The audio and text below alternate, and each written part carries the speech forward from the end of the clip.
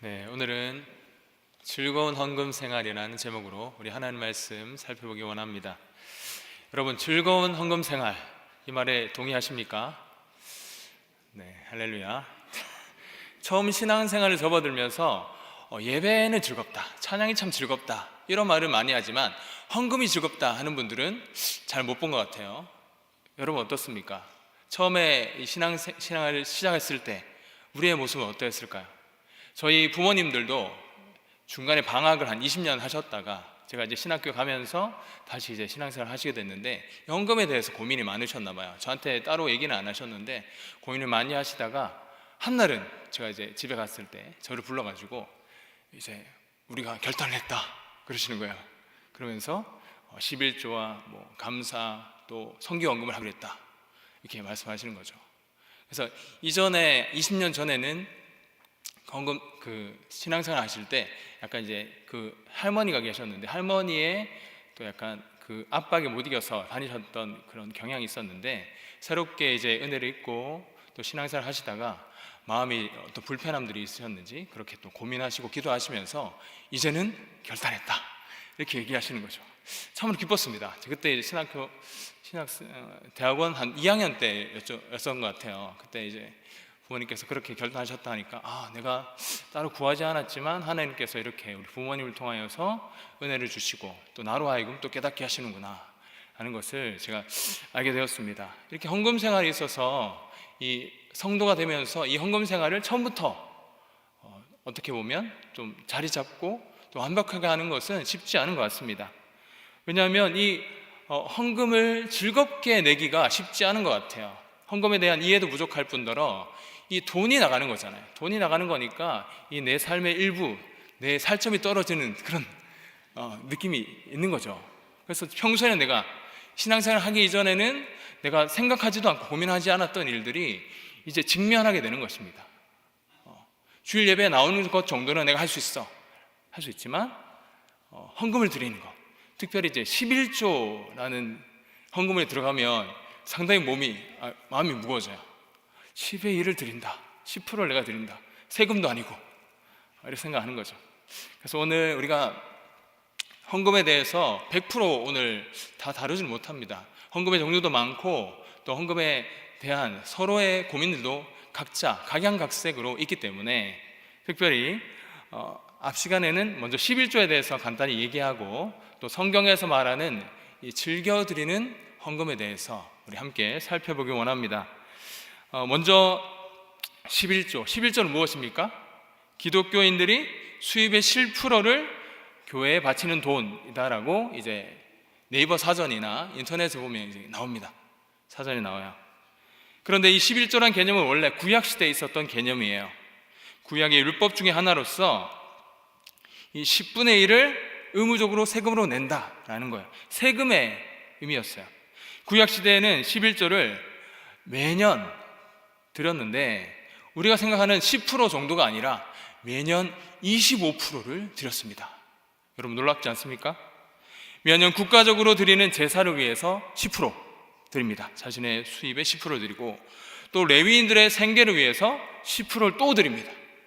그리고 마지막으로 과부나 가난한 자들을 구제하기 위해서 3년마다 한 번씩 10%의 자신의 1년 수입의 10%에 해당하는 돈을 드려요.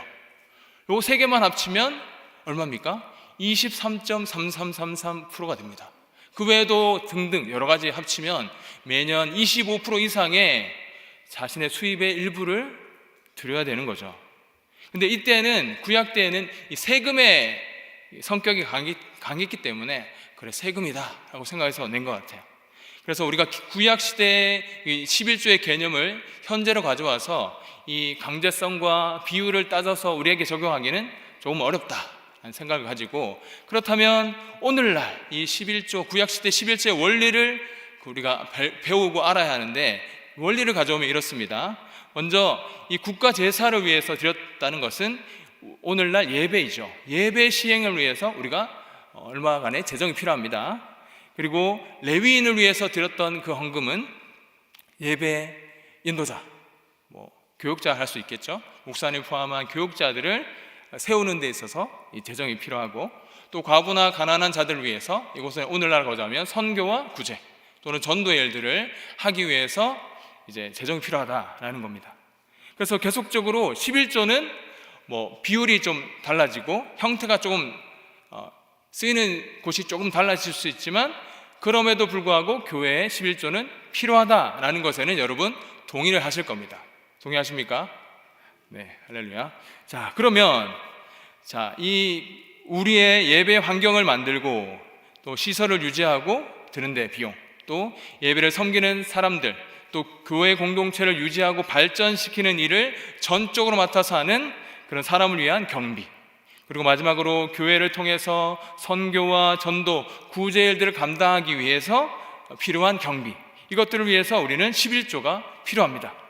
그럼에도 불구하고 우리의 소득의 10의 1, 11조를 드리는 일은 쉬울까요? 어려울까요? 어렵습니다. 이것은 11조를 우리가 어떻게 생각하느냐, 어떤 의미로 받아들이냐에 따라서 이게 달라지는 것 같습니다. 여러분 11조 어떻게 생각하십니까? 11조를 그저 또는 헌금을 그저 예배에 나올 때 드리는 돈 또는 예배하기 전에 드리는 돈, 어찌 보면 영화나 공연을 보기 위해서 먼저 입장하면서 드리는 입장료와 같은 개념으로 가진다면 좀 드리기 어려워요. 또는 우리가 뭐 취미 활동이나 이런 동호회 활동들을 할 때 그 단체를 유지하고 또는 활동을 하는데 이 재정이 들잖아요. 그 재정을 유지하기 위해, 재정을 마련하기 위해서 회비를 내는 동호회 회비 정도로 우리가 11조를 생각한다면 부담스러울 수밖에 없는 것입니다. 그러나 우리가 알다시피 11조는 이 정도의 의미로서 우리가 받아들여서는 안 됩니다. 11조는 좀 더 큰 개념이에요. 자, 그것은 이제 뒷부분에 우리가 성경을 통해서 좀 더 살펴보기로 하고, 자, 결론적으로 이 헌금에 있어서 이 헌금, 우리가 드려지는 헌금은 어떤 구체적인 우리 예배와 또 섬김이 또 구제 사역들을 위해서 필요한 것이지만 우리의 마음을 담아서 드리는 것에는 여러분 동의하실 겁니다. 하나님을 예배하고 하나님을 경외함으로 드리는 것이 우리의 이 헌금이에요. 그래서 이 헌금은 우리가 스스로 또는 자발적으로 자원하는 마음으로 드려야 되는 거죠. 왜냐하면 우리 하나님은 우리의 돈을 원하시지 않기 때문이에요. 우리 하나님은 어떤 분이십니까? 세상 만물을 창조하시고 지금도 운행하시는 만물의 주인 되십니다. 그래서 우리의 그 돈의 일부를 받기 위해서 헌금이란 제도를 만드신 게 아니에요.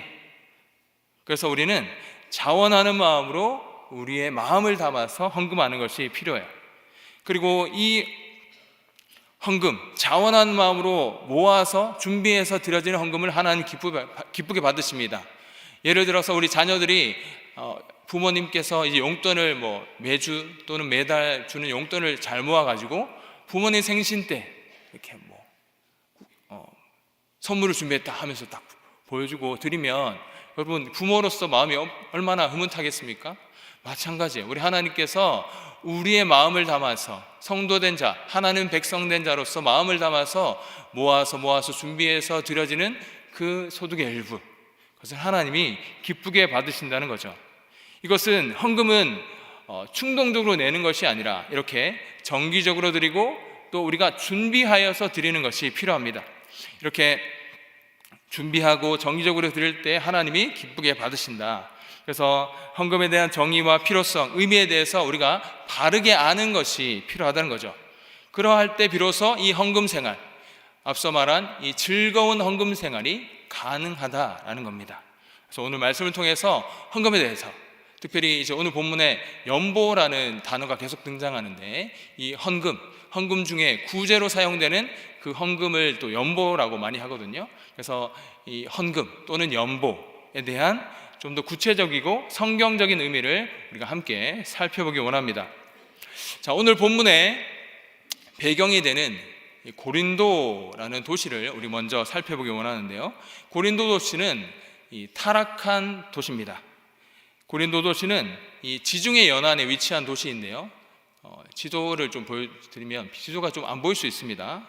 참고해 주시고, 지도가 이제 지중해 연안에 이제 고린도 교회가 있습니다. 넘어가시면 유럽 하단 남부 쪽에 있어요. 그리고 그 본토, 그 유럽 대륙의 본토와 그리고 그리스 지역에 있는 펠레폰네소스 반도라는 반도가 만나는 지점, 꼭지점에 고린도 도시가 존재합니다. 여러분 보이시죠? 꼭지점. 저기에 고린도 도시가 존재합니다. 그리고 이 도시에 2004년에 그전 화면을 보시면, 그전의 사진을 보시면 2004년에 이 꼭지점에, 저 꼭지점에 다리가 하나 만들어져서 원래 오른쪽에 이제 꺾여져 있는 만나는 부분에 고린도가 있는데, 이 고린도를 안 거치고 저 꼭지점에 다리를 건너서도 이 밑 섬 같은 지역을 갈 수 있습니다. 그런데 이게 2004년에 만들어졌어요. 그러면 이 성경에서 말하는 성경 시대에는 이 다리가 없었다는 거죠. 그래서 고린도를 지날 수밖에 없는 거예요. 그리고 이제 마지막 사진으로 가면, 자, 여기 이제 고린도 도시입니다. 고린도 도시에 보면 동쪽과 서쪽에 이제 바다가 있습니다. 위쪽 바다가 있고 밑에 쪽 바다가 있죠. 그래서 바다와 바다를 사이에 둔 이 육지예요. 그래서 이걸 잘만 활용하면 어떤 무역이나 어떤 문화나 이런 거에 요충지가 될 수 있는 것이죠. 자, 고린도 지역은 동쪽과 서쪽에 각각 항구를 둡니다. 항구를 둬서 이쪽에 있는 이제 항구에 이제 배가 들어와서 육로로 이제 고린도 지역을 지납니다. 그리고 서쪽 왼쪽에 있는 항구로 이제 짐을 다시 운반해서 배로 가는 그런 연결 통로로 고린도 지역을 많이 활용했다는 거죠. 그래서 육로로 한번 지나가는 것이지만 이것이 비용적으로나 시간적으로나 많이 절약되는 거예요. 왜냐하면 이 반도를, 그러니까 배로 이 지역을 지나가려면 시간적으로 비용적으로 많이 필요하다는 거예요. 그래서 이 고린도 지역이 이렇게 고린도 지역이 행정이나 상업이나 숙박업이나 유통업 등이 발달하는 그런 배경이 되는 것입니다. 그리고 이곳에는 여러 신들도 존재했고 신전들도 함께 있었습니다. 그래서 종교적인 매춘도 함께 행해졌던, 어찌 보면 많은 여러 문화가 있어서 또 여러 사람들이, 외국인들이 함께 섞여져 있어서 이렇게 종교적으로도 여러 가지 문화들이, 여러 종교들이 함께 있고, 그러면서 타락한 도시로밖에 이제 발전할 수밖에 없었던 그런 도시였습니다. 그럼에도 불구하고 하나님의 은혜로 바울을 통해서 고린도에 교회가 세워지게 됩니다. 자, 바울이란 그럼 인물을 살펴보면, 바울은 누굽니까? 바울은 원래 예수님과 그를 따르는 성도들을 핍박하는 인물이었습니다. 그런 집집마다 성도들을 찾아다니면서 그 성도들을 감옥에 넣는 그런 주동자였어요. 그러다가 그가 이제 성도들을 한 번에 많은 수를 또 감옥에 넣어야겠다 하는 마음을 가졌는지 이 대제사장을 찾아가서 허가증을 받아서 이 허가증으로 다메섹으로 향하던 길이었습니다. 그때 예수 그리스도를 만나게 됩니다. 바울이 예수님을 만나자 예수님의 사도가 되었습니다. 사도가 된 바울은 이제 이방인의 전도사로 사역의 방향을 정하고 하나님께 쓰임받게 되는데요, 사도행전 9장 15절 말씀을 보면, 주께서 이르시되 가라, 이 사람은 내 이름을 이방인과 임금들과 이스라엘 자손들에게 전하기 위하여 택한 나의 그릇이다. 이방인을 위해 택한 나의 그릇이다 라고 예수 그리스도가 말씀하셨습니다. 바울은 그리하여서 3번의 전도 여행을 하는 중에 2번째 전도 여행에서 고린도 지역을 방문하게 되고, 이곳에서 약 18개월 동안 머물면서 복음을 전합니다. 그리고 유럽에 또는 아시아 지역에 이제 유대인들이 사는 지역이라면 회당이 다 지어져 있거든요. 회당에 들어가서 이제 전도를 하는 거죠. 왜냐하면 회당에 가면 사람들이 많이 모여 있고 전도하기에 유익했던 것입니다.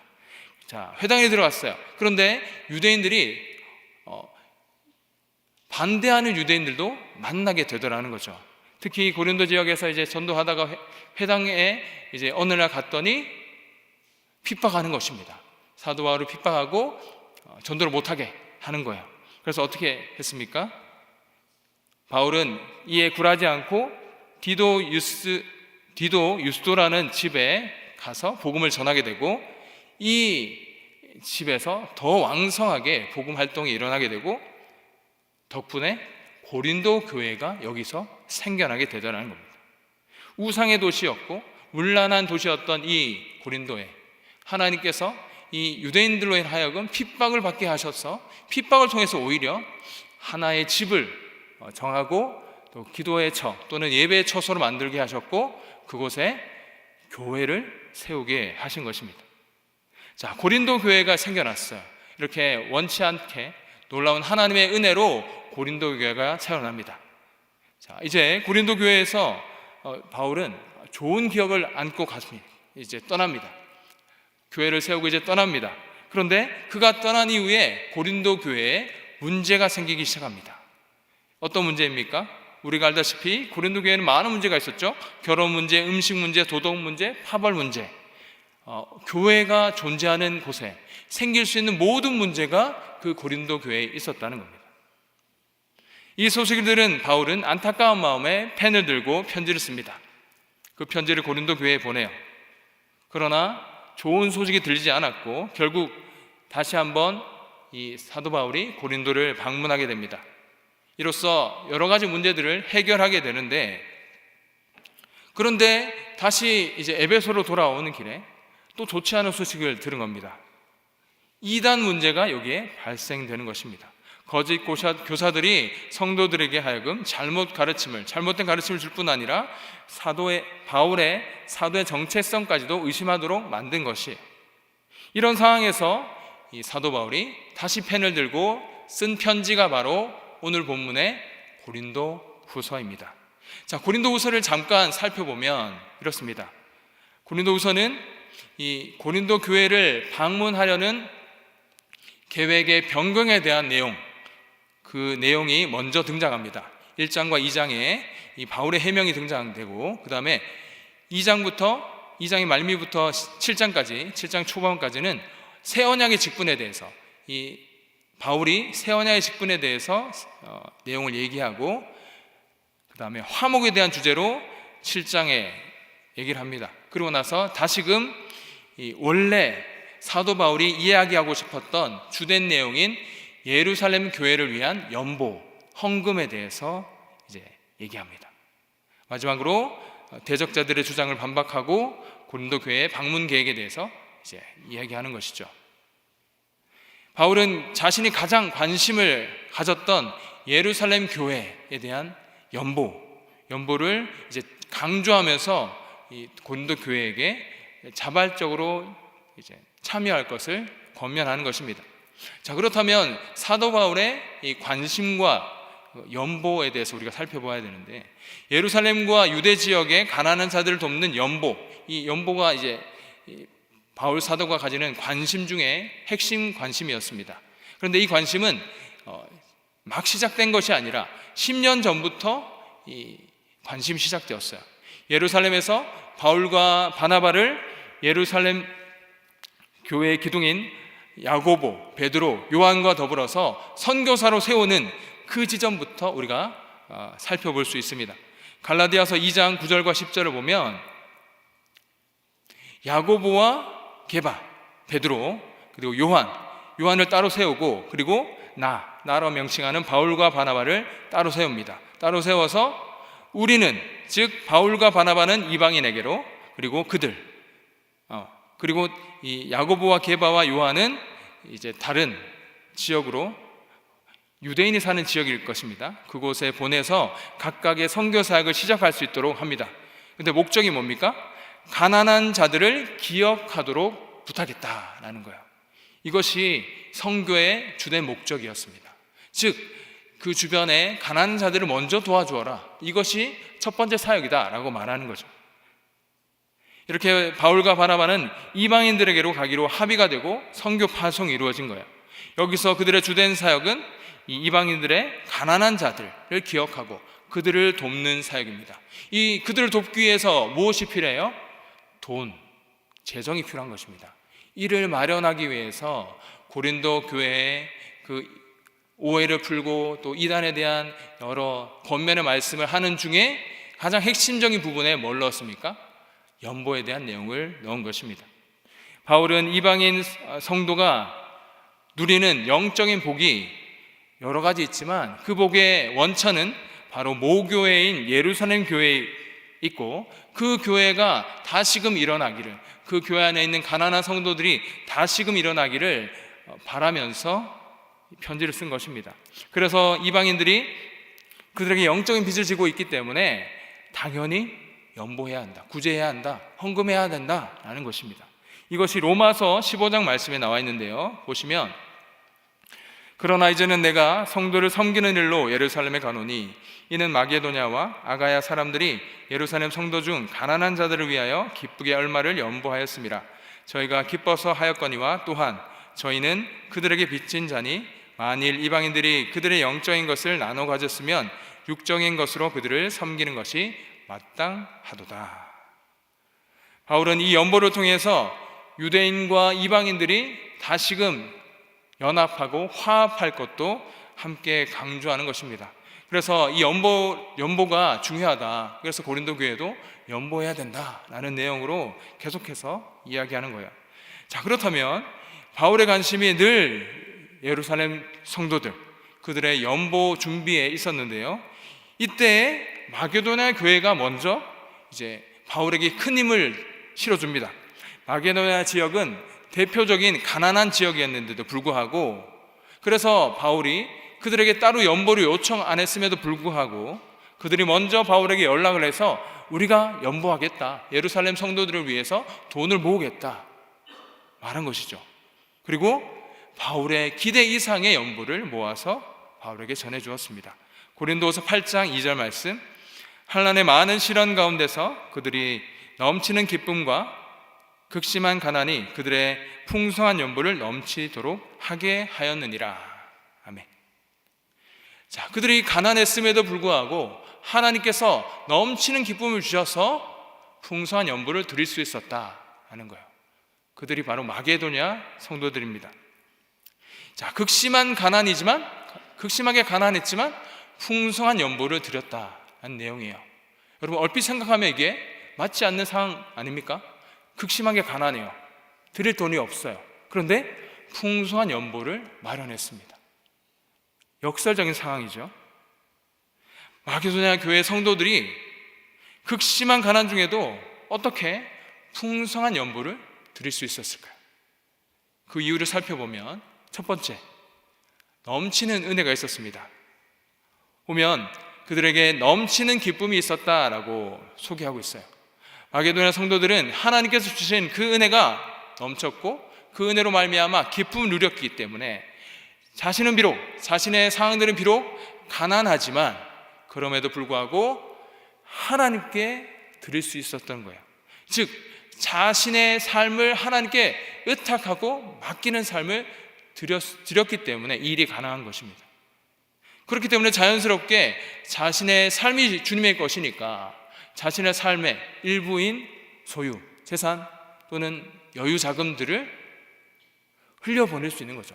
자신의 몸된 교회 또는 몸은 떨어져 있지만 같은 연합체인 이 예루살렘 교회를 위해서 드릴 수 있었다는 것이죠. 사실 내가 힘든데 옆에 힘든 사람이 보여도 우리가 쉽게 손을 내밀 수는 없습니다. 내누기는 불가능하죠. 하지만 하나님의 넘치는 은혜를 받으면 얘기는 달라지는 거예요. 하나님께서 넘치는 은혜를 주시면 내가 한 끼로 굶어도, 내가 조금 부족해도, 내가 지금 당장 누리지 못해도 오히려 흘려보내는 것이, 오히려 나누어주는 것이 더 기쁨이 되더라는 겁니다. 고린도후서 9장 8절 말씀입니다. 하나님이 능히 모든 은혜를 너희에게 넘치게 하시나니 이는 너희로 모든 일에 항상 모든 것이 넉넉하여 모든 착한 일을 넘치게 하게 하려 하심이라. 하나님께서 고린도 성도들에게 마찬가지로 넘치는 은혜를 주셨습니다. 그리하여서 그들도 또한 모든 일에 항상 모든 것에 넉넉하게 되어서 착한 일을 하도록 만드셨다는 거예요. 자, 이 착한 일의 원천은 무엇이에요? 하나님의 은혜라는 거죠. 하나님의 은혜 주심으로 인해서 모든 것이 넘치게 되는 거예요. 그 상황이 넘치는 상황으로 바뀌는 것이 아니지만 마음이 넉넉해지고 또 마음이 넉넉해지니까 베품이 씀씀이가 넘쳐나는 거죠. 착한 일이 넘치게 되는 것입니다. 하나님의 넘치는 은혜는 성도의 상황을 바꿀 수는 없지만 그 마음을 바꾸어서 성도로 하여금 그들을 통해서 하나님의 은혜가, 하나님의 사랑이 흘러갈 수 있도록 만들어 주신다는 거죠. 우리도 하나님께 받은 은혜가 있다면 또 받은 은혜대로 그것을 흘려보내고 나눌 수 있고 또 하나님의 축복의 통로로 쓰임받게 되어야 하겠습니다. 그래서 우리가 하나님의 은혜를 받은 자라면, 특별히 우리가 지난주에 추수감사주일로 지켰는데 한 해 동안 내게 주신 하나님의 은혜가 무한하고 넘치는 은혜였다면 그것을 내 안에만 간직하고 하나님 찬양하는 정도로만 끝나는 것이 아니라 내 주변을 돌아보고 내 이웃과 내 친척들, 내 주변을 돌아보고 그들에게 내가 받은 은혜를 나눌 수 있는 그런 축복의 통로, 사랑의 통로가 되시는 저와 여러분 되시기를 바랍니다. 자, 두 번째로 풍성한 연보가 가능했던 이유는 그리스도를 본받았기 때문입니다. 사실 고린도 교회는 마게도냐 교회보다 먼저 연보를 모으기 시작했습니다. 하지만 바알과의 관계가 금이 가기 시작하고 이단들의 유혹 때문에 마음이 바뀐 거예요. 그래서 바울이 다시금 눈물의 편지라고 불리는 편지를 보내어서 그들의 마음을 다시금 돌렸고 다시금 그들이 이 연보를 시작하기를 힘쓰게 된 것입니다. 자, 성도가 다른 성도를 돕는 이 일은 그리스도의 은혜로 말미암아 가능한 것입니다. 고린도후서 8장 9절을 보면 이렇습니다. 우리 주 예수 그리스도의 은혜를 너희가 알거니와 부요하신 이로써 너희를 위하여 가난하게 되심은 그의 가난함으로 말미암아 너희를 부요하게 하려 하심이라. 자, 이 말은 무슨 말이냐면, 자, 예수 그리스도를 너희가 생각해봐라 라는 거예요. 예수님은 원래 부요한 분이셨습니다. 예수님 원래 어떤 분이에요? 하늘에 계신 하나님이셨어요. 자신의 모든 것이 완벽하고 풍요로웠던 분입니다. 영광과 권세와 모든 만물을 다스리는 그 뜻, 또 그 영향력, 능력이 충만했던 분이에요. 그렇지만 그 자리를, 부요했고 풍족했던 그 자리를 내려놓고 스스로 가난해지셨어요. 어떻게 해요? 사람의 몸을 입고 성육신 하셨죠. 그것도 모자라서 이 인간의 몸으로 오셨지만 더 낮은 곳으로 계속해서 내려가시고 낮은 자와 함께 하시고 낮은 자를 위해서 섬기시고 마침내 십자가까지 지셨다라는 거죠. 그래서 사도 바울이 얘기합니다. 예수 그리스도의 그 가난하심, 스스로 가난해지심을 너희가 본받아라, 너희가 기억해라 하는 거예요. 우리도 우리의 선택으로 풍요롭게 살 수 있습니다. 하지만 우리가 그리스도의 은혜를 받은 자라면 그렇게 할 수 없다는 거죠. 예수 그리스도가 우리를 사랑한 그 사랑만큼 우리도 스스로 가난하기를 선택할 수 있어야 된다는 겁니다. 그리스도의 은혜를 깨달은 우리라면 이웃을 위해서 스스로 가난하기를 선택하고 결단할 수 있어야 된다는 거죠. 사랑하는 여러분, 우리에게 그런 결단이 있습니까? 주변을 돌아보고 가난한 사람들이 있지만, 필요가 요청되는 사람들이 있지만 못 본 척 또는 내일 아닌 척 외면했던 적은 없습니까? 우리가 그것을 보았다면 분명히 하나님의 뜻이 있는 것이고 우리의 것, 나는 내가 먹을 것밖에 없어 라고 생각할지 모르겠지만 그게 아니라는 거죠. 예수 그리스도가 우리를 위해서 스스로 가난해지신 것처럼 우리도 그리스도의 은혜를 받은 자라면 스스로 가난해지기를 선택할 수 있어야 한다는 것입니다. 그러할 때 우리 안에 더 큰 은혜로, 더 큰 사랑으로 채워지는 것이죠. 세 번째로 풍성한 연보가 가능한 이유는 하나님의 뜻이 여기에 있기 때문입니다. 넉넉한 자가 부족한 자를 채워주는 것, 이것은 바로 하나님의 뜻이라는 거예요. 고린도후서 8장 14절 15절 말씀입니다. 이제 너희의 넉넉한 것으로 그들의 부족한 것을 보충함은 후에 그들의 넉넉한 것으로 너희의 부족한 것을 보충하여 균등하게 하려 함이라. 기록된 것 같이 많이 거둔 자도 남지 아니하였고 적게 거둔 자도 모자라지 아니하였느니라. 아멘. 여기에는 하나님의 평균의 원리가 드러납니다. 자, 하나님의 평균의 원리는 지난 구약 시대에도 나타났는데요, 이 광야 시대, 광야에서 매일같이 내리는 만나를 먹었던 이스라엘을 한번 생각해 봅시다. 그들은 만나를 주식으로 먹었습니다. 그들에게 매일같이 만나가 내렸어요. 그때 어떤 말씀을 주셨느냐? 출애굽기 16장 18절 말씀, 오멜로 되어 본즉 많이 거둔 자도 남음이 없고 적게 거둔 자도 부족함이 없어 각 사람은 먹을 만큼만 거두었다라고 말해요. 하나님은 많이 거둔 자도 남음이 없고 적게 거둔 자도 부족함이 없는 평균케 하시는 그런 은혜를 주시는 분이라는 겁니다. 즉 하나님의 백성은 자기의 소유가 많든 적든 그 안에서 하나님께서 평균케 하신다는 거예요. 하나님의 백성이라면 내가 많으면 내가 그것을 다 누리는 것이 아니라 이 다른 성도에게, 부족한 성도에게 보내더라는 거예요. 그래서 하나님께서 그 안에서 평균케 하시더라는 거예요. 자, 이러한 모습이 또 언제 나타났습니까? 바로 초대교회에 나타난 거예요.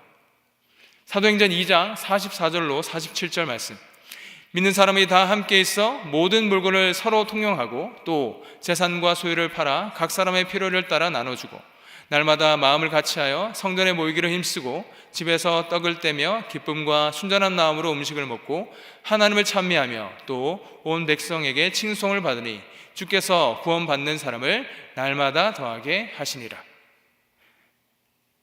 이 초대교회 사람들은 자신의 소유를 내 것이다 주장하지 않았습니다.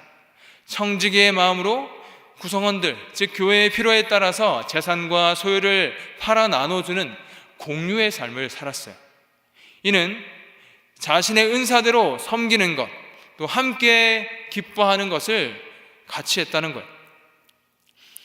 진정한 가족으로 살았습니다. 진정한 영적인 가족으로 함께 산 것입니다.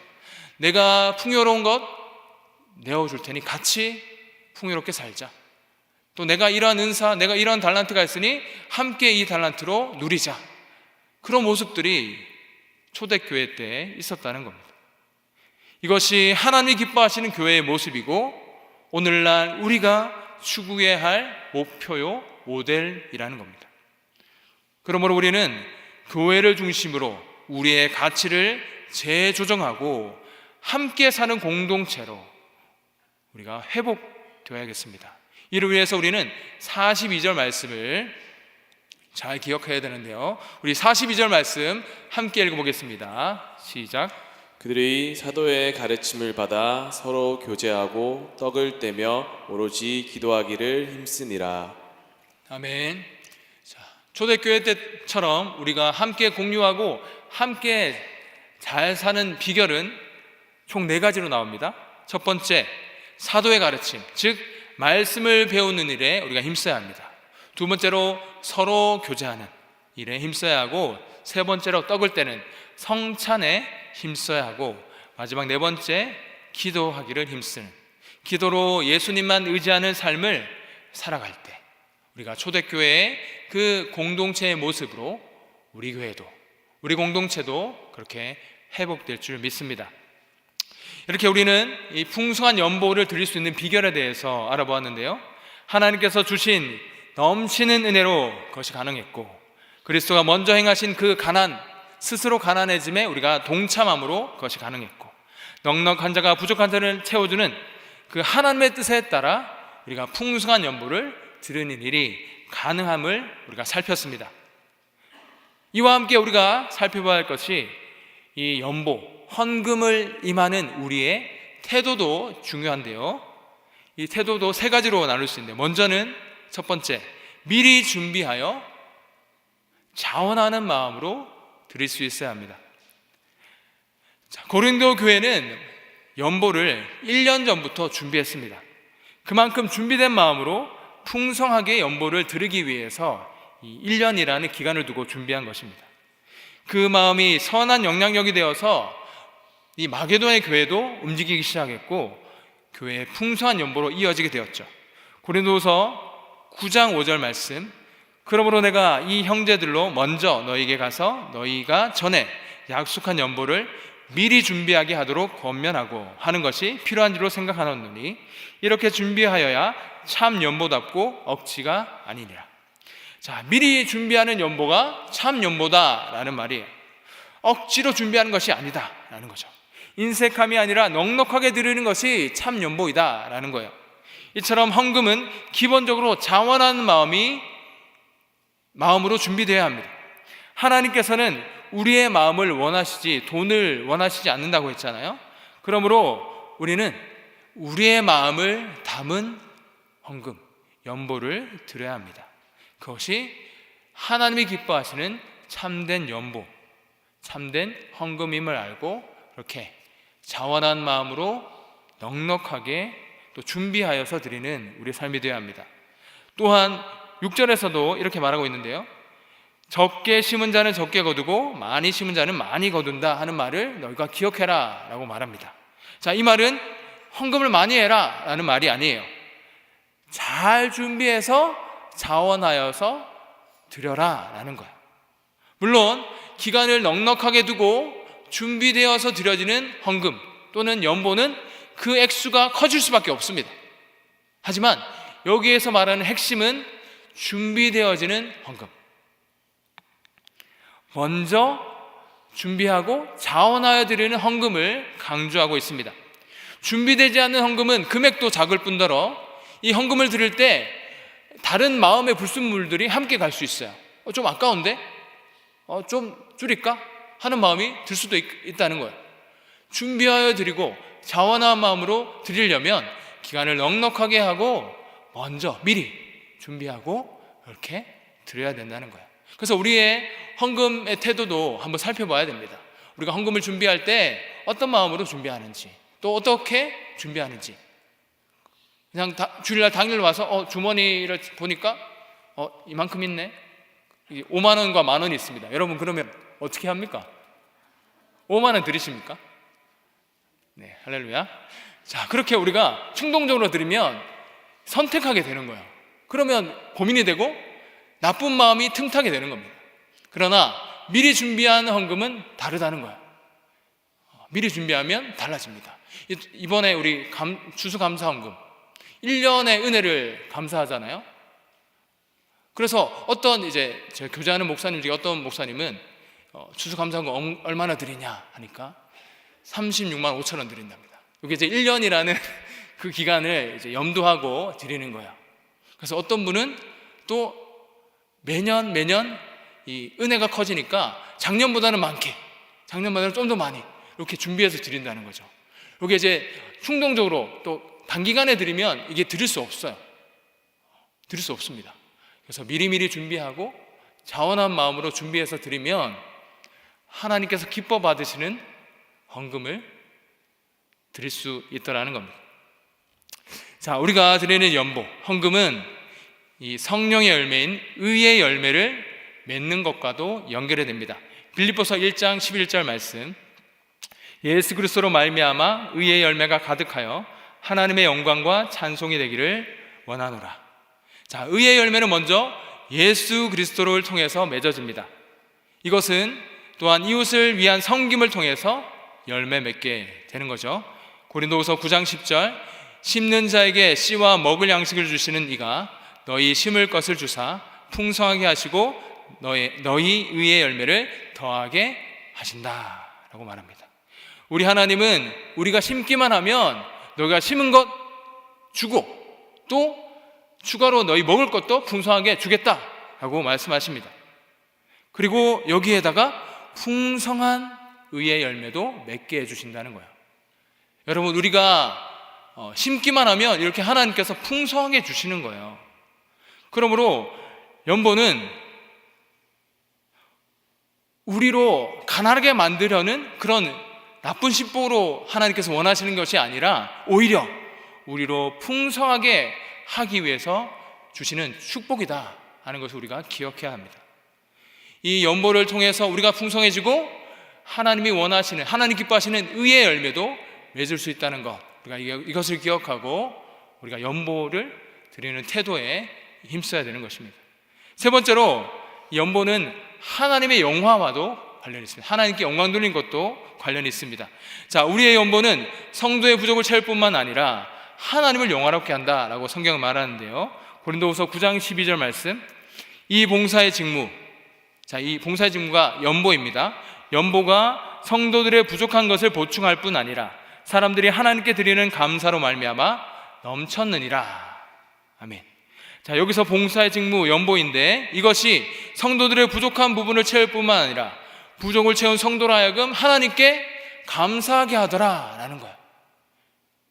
여러분, 이 우리가 남을 위해서 드리는, 구제로 드리는, 또는 그냥 헌금으로 드리는 이 헌금이 그냥 하나님께 올려드리는 것, 또 교회에 쓰여지는 것 뿐만 아니라 이를 통해서 이것이 흘러가는 모든 곳에 하나님께 향한 감사가 넘치도록 만든다는 거예요. 그러므로 우리가 헌금해야겠죠. 또한 고린도후서 9장 13절 말씀, 이 직무, 연보입니다.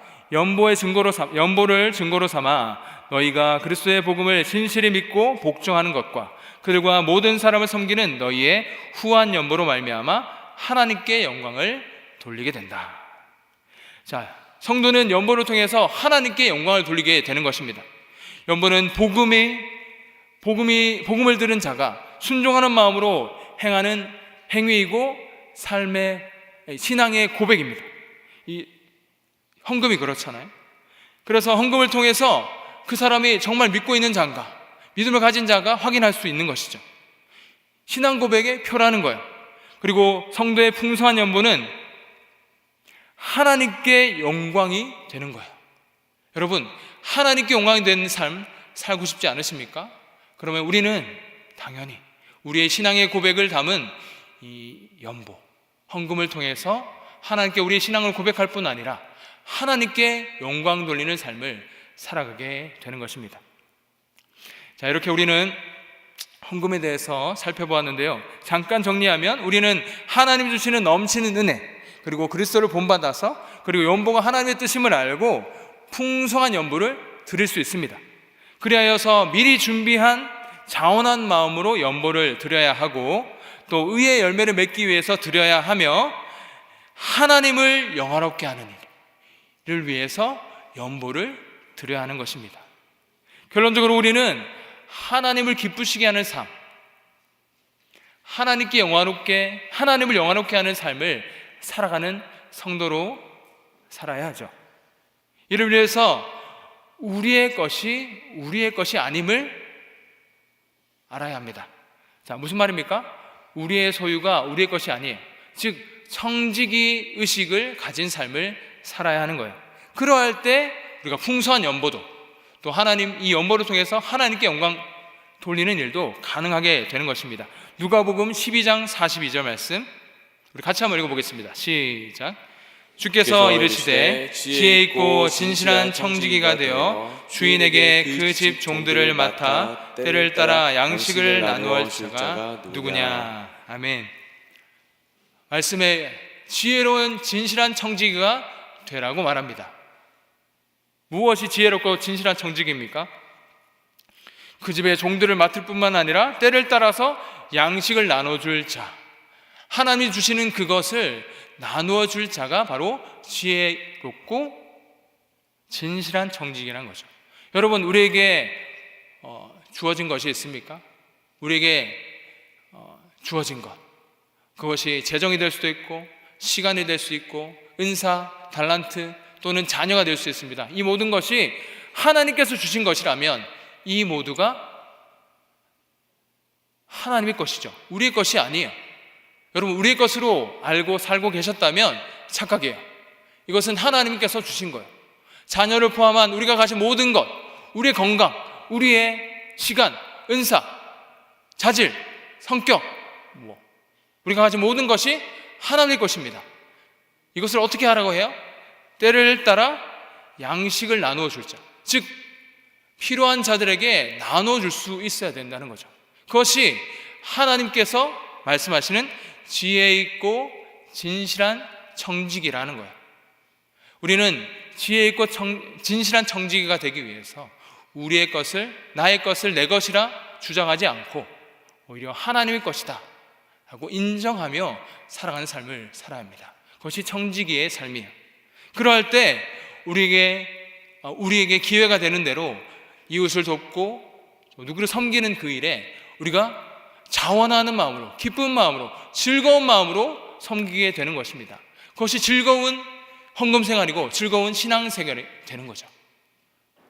이를 위해서 먼저는 내 것을 내 것으로 주장하지 않는 청지기의 삶을 회복해야 됩니다. 그럴 때 우리의 삶에 더 이상 어떤 염려나 근심, 두려움이 없습니다. 여러분, 많이 가질수록 두렵고 불안하잖아요.